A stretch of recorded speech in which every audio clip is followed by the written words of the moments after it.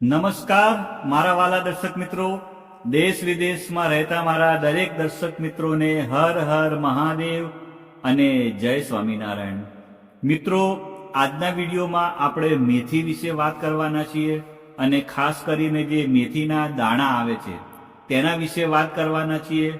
તો આ વિડીયોમાં હું તમને મેથી દાણામાં કયા કયા પોષક તત્વો હોય છે, મેથી દાણા કોણે ન ખાવા જોઈએ, કેટલા ખાવા જોઈએ અને કેવી રીતે ખાવા જોઈએ, અને જો કયા ટાઈમે ખાઈએ તો આપણને વધારે ફાયદો થાય છે તેના વિશે આપણે વિસ્તૃતમાં વાત કરશું. તો એક પણ મિનિટની વાર કર્યા વગર આપણે આ રસપ્રદ વિડીયોની શરૂઆત કરીએ. મિત્રો, વાત કરીએ તો આપણા રસોડામાં એવી ઘણી બધી વસ્તુઓ છે કે જે આપણા સ્વાસ્થ્ય માટે ખૂબ જ ફાયદાકારક છે, અને તેમાંની એક વસ્તુની આપણે જે વાત કરવાના છીએ એ છે મિત્રો મેથી. મિત્રો, મેથીને ઇંગ્લિશમાં ફેનુગ્રીક કહેવામાં આવે છે અને તેનો સામાન્ય રીતે આપણા ખોરાકમાં સ્વાદ વધારવા માટે એનો ઉપયોગ થાય છે, પણ આયુર્વેદમાં તેનું ઔષધીય મહત્વ ખૂબ જ બતાવવામાં આવેલ છે. મિત્રો, વાત કરીએ તો આપણું અત્યારે મોડર્ન સાયન્સ પણ મેથીના ફાયદાઓ વિશે ઘણી બધી વાતો કરે છે, અને જો રિસર્ચ વિશે આપણે વાત કરીએ તો નેશનલ ઇન્સ્ટિટ્યૂટ ઓફ હેલ્થમાં પ્રકાશિત એક રિપોર્ટ અનુસાર મેથીનો અર્ક શરીરની ચરબી ઘટાડવાનું કામ કરે છે તથા તે સ્નાયુઓને મજબૂત બનાવવા ઉપરાંત સ્ટેમિનાને પણ સ્વસ્થ રાખવામાં વાત કરે છે. મિત્રો, આજના વિડીયોમાં આપણે મેથીના ફાયદા સાથે સાથે મેથીનું સેવન કેવી રીતે કરવું જોઈએ અને શું વધુ પડતી મેથી ખાવાથી શું નુકસાન થઈ શકે તેની પણ આપણે આજના વિડીયોમાં વાત કરવાના છીએ. તો મિત્રો, પહેલા આપણે વાત કરીએ તો મેથીમાં કયા કયા પોષક તત્વો રહેલા હોય છે. તો મિત્રો, જર્નલ ઓફ ફૂડ સાયન્સમાં પ્રકાશિત થયેલા અભ્યાસ મુજબ મેથીના દર 100 ગ્રામ દાણામાં 60% કાર્બોહાઈડ્રેટ, 25% ડાયટરી ફાઇબર, 23 ગ્રામ પ્રોટીન, 6 ગ્રામ ચરબી અને 9 ગ્રામ પાણી હોય છે. સાથે સાથે વાત કરું તો મેથીની અંદર પોટેશિયમ, ફોસ્ફરસ, મેગ્નેશિયમ અને કેલ્શિયમ પણ ભરપૂર માત્રામાં હોય છે. મિત્રો, શિયાળાની વાત કરીએ તો અત્યારે શિયાળામાં તમને મેથીની ભાજી પણ અત્યારે બજારમાં ખૂબ જ મળતી હોય છે. તો મિત્રો, જે તાજા મેથીના પાંદડા હોય છે તો તેની અંદર લગભગ 86% પાણી હોય છે, 6% કાર્બોહાઈડ્રેટ્સ હોય છે, 4% પ્રોટીન અને લગભગ 1% ફાઇબર હોય છે. મિત્રો, જો આપણે 100 ગ્રામ મેથીના દાણાના પોષણ મૂલ્યની વાત કરીએ તો તેમાં કીધું એ પ્રમાણે કેલરી 323 કિલો કેલરી હોય છે, ફેટ 6.41 ગ્રામ, કાર્બોહાઈડ્રેટ્સ 58.35 ગ્રામ અને પ્રોટીન 23 ગ્રામ હોય છે. મિત્રો, વાત કરું તો તેની અંદર પોટેશિયમ 770 મિલીગ્રામ હોય છે, આયરન 33.53 મિલીગ્રામ, કેલ્શિયમ 176 મિલીગ્રામ અને સોડિયમ 67 મિલીગ્રામ જેટલું હોય છે. મિત્રો, હવે વાત કરીએ કે જો તમે દરરોજ સવારે પલાળેલી મેથીના દાણા ખાશો તો તમે ઘણી બધી બીમારીઓથી બચી શકો છો. અને આપણે વિગતવાર વાત કરીએ તો તે ડાયાબિટીસમાં ફાયદાકારક છે. મિત્રો, મેથીના દાણામાં ઓછો ગ્લાયસેમિક ઇન્ડેક્સ હોય છે જે બ્લડ સુગર લેવલને નિયંત્રિત કરવામાં મદદ કરે છે. જે લોકોને ડાયાબિટીસની સમસ્યા હોય તેમણે પોતાના આહારમાં મેથીનો સમાવેશ કરવો જોઈએ. મિત્રો, મેથીના પાન, પાવડર અને બીજ ત્રણેય ડાયાબિટીસના દર્દીઓ માટે ફાયદાકારક છે. આ સિવાય વાત કરીએ તો મેથીના દાણા કોલેસ્ટ્રોલ લેવલને પણ કંટ્રોલ કરવામાં મદદ કરે છે. મિત્રો, મેથી વજન ઘટાડવામાં પણ મદદરૂપ થાય છે. એની પાછળનું કારણ એ છે કે મેથીના દાણામાં દ્રાવ્ય ફાઇબર હોય છે જેનાથી પેટ ભરેલું લાગે છે, તે ભૂખ ઘટાડવાનું કામ કરે છે અને ચયાપચયમાં સુધારો કરે છે. તે કેલરી બર્ન કરવામાં મદદ કરે છે. જે લોકો વજન ઘટાડવા માંગે છે તો તે લોકો તેમના રોજિંદા આહારમાં મેથીનો સમાવેશ કરવો જોઈએ. મિત્રો, મેથી એ આંતરડાને સ્વસ્થ અને મજબૂત રાખવાનું કામ કરે છે. તેની પાછળનું કારણ એ છે કે મેથીનું સેવન કરવાથી પાચન સંબંધી સમસ્યાઓમાં રાહત મળે છે, કારણ કે તેમાં ઉચ્ચ ફાઇબર હોય છે જે આંતરડાને સાફ કરે છે. વધુમાં મિત્રો વાત કરીએ તો મેથીમાં એન્ટીઓક્સિડન્ટ ગુણો પણ જોવા મળે છે કે જે ગેસ્ટ્રો ઇન્ટેસ્ટાઇનલ સિસ્ટમને સ્વસ્થ બનાવે છે. અને આ સ્થિતિમાં જે લોકોને કબજિયાત, એસિડિટી અને પેટની સમસ્યાઓથી પરેશાન છે અને તેઓ જો નિયમિત રીતે મેથીનું સેવન કરે તો તેમને ચોક્કસ ફાયદો થાય છે.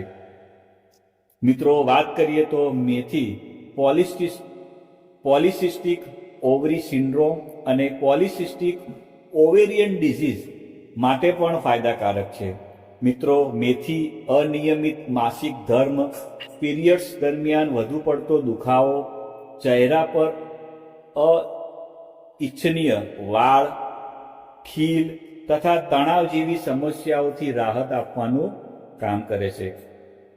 મિત્રો વાત કરીએ તો મેથી શ્વાસ સંબંધી રોગોમાં પણ ફાયદાકારક છે.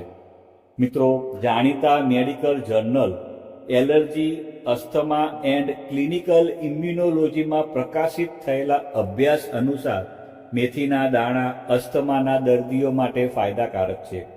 મિત્રો બીજી વાત કરીએ તો international journal of pharmaceutical science review and રિસર્ચમાં પ્રકાશિત થયેલા અભ્યાસ મુજબ મેથીમાં લાળ સાફ કરવાના ગુણો છે. આ સિવાય મેથી ઘણી બધી પરિસ્થિતિઓમાં ફાયદાકારક છે. મિત્રો આપણે મેથીના જો ફાયદા વિશે વાત કરીએ તો તે આગળ કીધું એ પ્રમાણે પીરિયડ્સના દુખાવામાં રાહત આપવાનું કામ કરે છે, બ્લડ સુગર લેવલ કંટ્રોલમાં રાખવાનું કામ કરે છે, આપણા મગજને એકદમ સક્રિય બનાવવાનું કામ કરે છે, હૃદય રોગનું જોખમ ઘટાડવાનું કામ કરે છે, તે આયરન એટલે કે શરીરમાં લોહી વધારવાનું કામ કરે છે, આપણી પાચન શક્તિને મજબૂત બનાવવાનું કામ કરે છે. મિત્રો જે લોકોને તાવ હોય અને જો એની અંદર એ લોકો મેથી ખાય તો ચોક્કસ એમને ફાયદો થાય છે. આગળ કીધું એ પ્રમાણે વજન ઘટાડવામાં પણ મેથી મદદરૂપ થાય છે અને કોલેસ્ટ્રોલ લેવલ ઘટાડવામાં પણ ફાયદાકારક છે અને હોર્મોનને સંતુલિત કરવામાં પણ ફાયદાકારક છે. હવે મિત્રો તમને એમ થાય કે આપણે મેથીનો આપણા આહારમાં કેવી રીતે સમાવેશ કરીએ, તો મિત્રો તમે મેથીની ચા પણ બનાવી શકો છો. એના માટે તમારે શું કરવાનું છે કે મેથીની ચા બનાવવા માટે સૌથી પહેલા તેના બીજને ગરમ પાણીમાં પલાળી દો. જ્યારે તેનો અર્ક પાણીમાં ઓગળી જાય છે ત્યારે તેને ગાળીને પી શકાય છે. તમે સ્વાદ માટે તેમાં થોડું મીઠું પણ ઉમેરી શકો છો. મિત્રો તમે ફણગાવેલી મેથી પણ ખાઈ શકો છો. એના માટે તમારે મેથીના દાણાને આખી રાત પલાળી રાખો. આ પછી તેમને ધોઈ લો અને પછી સુતરાઉ કપડાથી બાંધી દો. બીજા દિવસે મેથીના ફણગા ફૂટશે. ફણગાવેલી મેથી સવારે ખાલી પેટે ખાઈ શકાય છે. આ સિવાય તેને સલાડ અને સેન્ડવિચમાં પણ ઉમેરીને ખાઈ શકાય છે. મિત્રો તમે મેથીનું પાણી પણ પી શકો છો. મિત્રો તમારે મેથીના દાણાને આખી રાત પાણીમાં પલાળી રાખો અને સવારે ખાલી પેટે પીવો. તે તમારા સ્વાસ્થ્ય માટે અનેક રીતે ફાયદાકારક છે. મિત્રો તમે મેથીના પાવડરનો પણ ઉપયોગ કરી શકો છો. તમે મેથીના દાણાને બારીક પીસીને તેનો પાવડર બનાવી લો અને તેને તમારા ભોજન અથવા દહીંમાં મિક્સ કરીને ખાઓ. તે તમને ખૂબ જ ફાયદો આપશે. ઘણા લોકો મેથીનો સૂપ પણ પીતા હોય છે. મિત્રો તમારી પસંદગીના શાકભાજી સાથે મેથીના દાણાને ઉકાળીને સૂપ તૈયાર કરો અને તેમાં થોડું મીઠું નાખીને પણ તમે પી શકો છો. મિત્રો વાત કરીએ તો હવે વધુ પડતી મેથી ખાવાથી કોઈ નુકસાન થાય ખરું? તો મિત્રો એનો જવાબ છે કે જો વધુ પડતી મેથીનું જો સેવન કરવામાં આવે તો પાચન સંબંધી સમસ્યાઓ થઈ શકે છે, કારણ કે તેમાં ફાઇબરનું પ્રમાણ વધુ હોય છે. મિત્રો વાત કરીએ તો જો તમે વધુ પડતી મેથી ખાઓ છો તો મેથીનો ગુણ ગરમ હોય છે, જેના કારણે શ્વાસ લેવામાં તકલીફ પડી શકે છે. પેટ સંબંધિત સમસ્યાઓ જેમ કે ઝાડા, ઉબકા અને ઉલટી પણ થઈ શકે છે. કેટલાક લોકોને મેથીથી એલર્જી પણ હોઈ શકે છે. મિત્રો, ઘણા લોકોને ત્વચા પર સોજો, લાલાશ અથવા ફોલ્લીની સમસ્યા પણ થઈ શકે છે. મિત્રો, પેશાબ, પરસેવો અથવા બ્રેસ્ટ મિલ્કમાં દુર્ગંધની પણ સમસ્યા થઈ શકે છે. મિત્રો, હવે વાત કરીએ તો કોણે મેથી ન ખાવી જોઈએ. તો મિત્રો, જે મહિલાઓ પ્રેગ્નન્ટ હોય અને બાળકોએ ડૉક્ટરની સલાહ વગર મેથી ન ખાવી જોઈએ. મિત્રો, જે બ્લડ પ્રેશરના દર્દીઓ હોય તેમને પણ મેથીનું બિલકુલ સેવન ન કરવું જોઈએ.